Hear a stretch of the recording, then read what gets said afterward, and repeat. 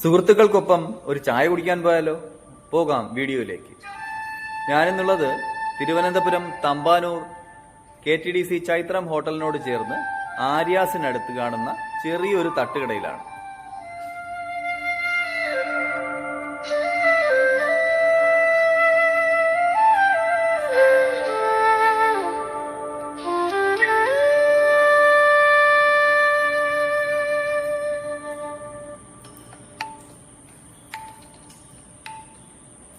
ഇത് ഒരു കാലത്ത് ഞങ്ങൾ തിരുവനന്തപുരത്തുകാരുടെ വികാരമായിരുന്ന ശ്രീകുമാർ ശ്രീവിശാഖ് തിയേറ്റർ.